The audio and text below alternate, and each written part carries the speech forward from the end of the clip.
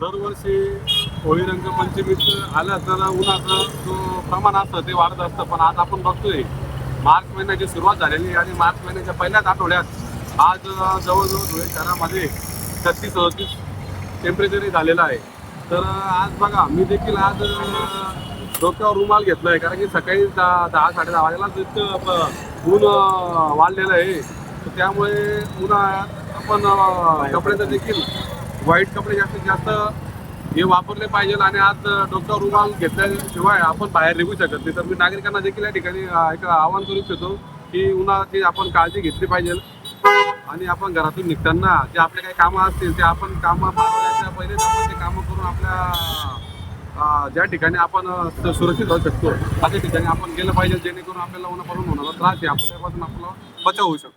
धुळे शहराचं तापमान गेल्या 4 दिवसापासून मोठ्या प्रमाणावर वाढलेलं आहे. आपण जर बघितलं तर नेहमी वाहणारे हे जे रस्ते हे आता हळूहळू निर्मूलित होऊ लागले असून नागरिक देखील आपल्याला बाहेर पडताना टोपी असेल, रुमाल असेल याचा वापर करताना आपल्याला दिसत आहेत. कारण गेल्या 4 दिवसापासून आपण जर बघितलं तर मोठ्या प्रमाणामध्ये या ठिकाणी तापमान वाढलं आहे, त्यामुळे जनजीवनावर याचा परिणाम झालेला आहे. येणाऱ्या काळामध्ये अजून हे तापमान वाढण्याची शक्यता या ठिकाणी हवामान खात्याच्या वतीने देण्यात आलेली आहे. मात्र असं असलं तरी नागरिक देखील बाहेर पडताना त्याची काळजी घेताना आपल्याला दिसत आहेत. नेहमी वाहणारे रस्ते हे निर्मित होताना आपल्याला दिसत आहेत. गेल्या काही दिवसापासून वाढलेलं तापमान हे काही दिवसांनी पुन्हा वाढेल, त्यामुळे नागरिकांनी आपल्या आरोग्याची काळजी घेण्याचं आव्हान प्रशासनाच्या वतीने करण्यात आलेलं आहे.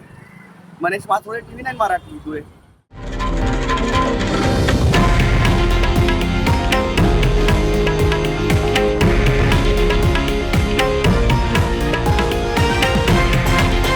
हे आहे देशातील नंबर 1 न्यूज नेटवर्क आणि आपण पाहत आहात TV9 मराठी, एकमेव.